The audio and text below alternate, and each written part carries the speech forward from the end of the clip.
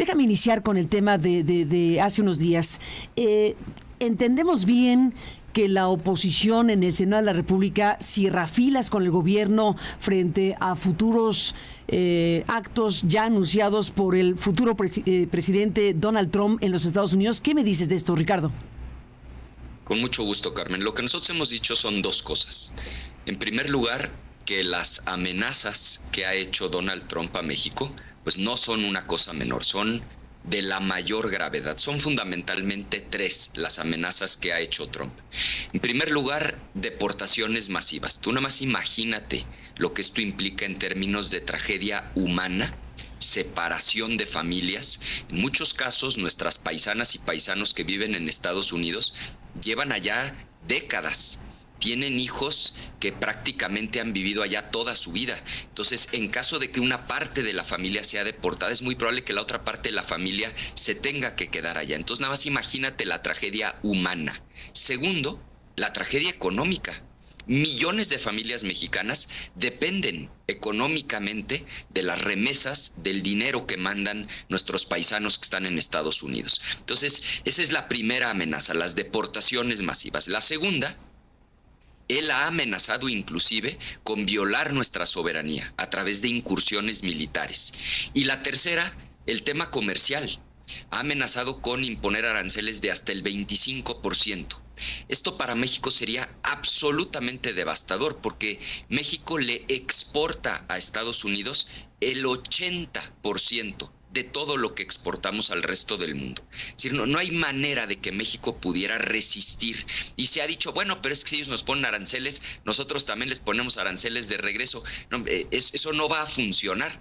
De entrada, porque ellos a nosotros solo nos exportan el 15%. Ve nada más la desproporción. Pero segundo, porque lo que representa para nuestra economía comparado con lo que representa para ellos es 30-1. Es decir, el golpe a nosotros nos pega 30 veces más fuerte de lo que le pegaría a ellos. Entonces, frente a estas tres gravísimas amenazas, lo que nosotros hemos dicho es que México está primero y que por supuesto que nosotros vamos a cerrar filas como mexicanos a favor de México.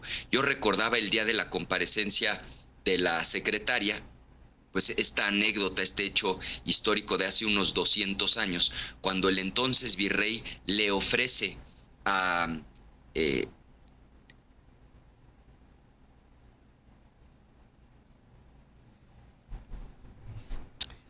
Se cortó. Se cortó la comunicación. Le ofrece a dos puntos. El entonces virrey le ofrece a dos puntos. Déjeme retomar el hilo de la conversación de esta charla con Ricardo Anaya, porque le iba a preguntar también de Ricardo Monreal y de Adán Augusto López sobre este pleito que traen y que es importante ver cómo se ve desde el Senado, en este caso desde la oposición. Pero bueno, déjeme que en un momento más estemos con él. Y sí, es importante esta parte que tenemos que ver con las fuerzas políticas en México. Estamos ya avisorando un tiempo muy, muy complejo para México, avisorando ya lo que van a ser deportaciones masivas anunciadas por Donald Trump, una declaratoria de estado de emergencia que le va a dar soporte legal para poder hacer lo que está pretendiendo hacer. Él dice, vamos a deportar millones, ponga usted que deporte miles, no sabemos qué va a ocurrir, pero va a ocurrir algo en el arranque de este gobierno de Donald Trump. Por un lado eso, por otro lado está su amenaza de imponer aranceles tanto a Canadá como a México, ese 25% que ya esté en el horizonte anunciado por Donald Trump y que desde luego pues se suma al otro 10 que está pretendiendo ponerle a China. Ya no digamos la revisión del TEMEC y ya no digamos lo que puede ocurrir entre México y Estados Unidos en relación al tema de la cuestión del crimen organizado. Tienen allá nada más ni nada menos que al capo de capos, el señor Mayo Zambada y otras cuestiones. Es un panorama sumamente complejo y bueno, de eso estamos hablando con Ricardo Anaya del Partido Acción Nacional esta mañana y se cortó la comunicación cuando dijiste, Ricardo, el entonces virrey, y ahí se cortó. Gracias, Carmen.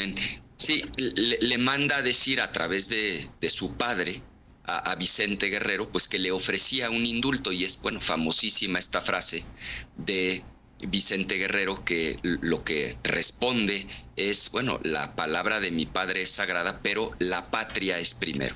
En el Senado de la República, de hecho, está en letras doradas esa frase, la patria es primero. Eso es algo que en el PAN entendemos, y por supuesto que frente a una amenaza extranjera, pues la patria es primero y nosotros vamos a cerrar filas.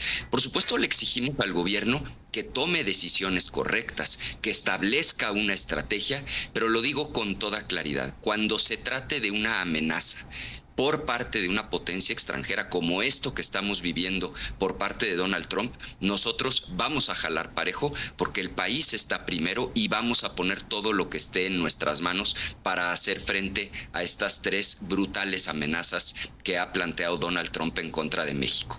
Ricardo, bueno, pues estamos sí frente a esta postura coincidente entre todas las fuerzas políticas de oposición, Ricardo, esencialmente. Sí, fue una coincidencia y yo lo celebro, porque diferencias tenemos cientos con el gobierno. De hecho, ha sido un periodo de sesiones extraordinariamente atropellado, desde nuestra perspectiva, uno de los más destructivos en la historia del país, en donde pues hemos ido en tránsito franco hacia un régimen de corte autoritario. Primero, pues se hicieron del poder legislativo a la mala con prácticas gangsteriles, luego fueron por el poder judicial, acabando con la división de poderes, la militarización del país, poniendo a la Guardia Nacional en la Sedena, la recolonización de la Comisión Nacional de Derechos Humanos, reeligiendo un perfil que a nosotros nos parecía impresentable. Es decir, todo esto puesto en conjunto, más esta reforma al Infonavit de la que ahora platicaremos, pues claramente es un tránsito hacia un régimen de corte autoritario. Diferencias tenemos muchísimas con el gobierno, pero también entendemos que frente a una amenaza como esta, que sería, digamos, de un daño brutal a las familias mexicanas, al país, pues lo que tenemos que hacer es cerrar filas y jalar parejo. Nosotros estamos convencidos, nos vamos a oponer a todo aquello que consideremos que el gobierno está haciendo mal, pero vamos a sumar fuerzas en la defensa de nuestro país, en aquello que corresponde no solamente al gobierno, sino al Estado mexicano defender, que es nuestra soberanía y los intereses de México. Bueno, estamos frente a esta disposición, a esta, más que disposición, esta definición política clave en este momento, sin la menor duda. Una pregunta: en la charla, en la conversación con la Secretaría de Gobernación, con la representación del Gobierno de la República y los senadores hace unos días, bueno, cerrar filas está clarísimo. ¿Se planteó de alguna manera algún tipo de disposición del Gobierno de la República para discutir con la oposición los planteamientos o las posturas que habremos de asumir como país en virtud de lo que ya se anuncia? Fue una reunión muy larga, Carmen, fue un diálogo de más de 4 horas, en donde este fue el tema central, claramente el tema dominante de la reunión, y en donde fuimos proactivos las y los legisladores. Planteamos la necesidad de también hacer nuestra parte en paralelo al Poder Ejecutivo. Se planteó la conveniencia de una reunión interparlamentaria, es decir, buscar a nuestros pares, reunirnos senadoras y senadores mexicanos con senadoras y senadores estadounidenses. Se planteó que probablemente los diputados debieran hacer lo mismo.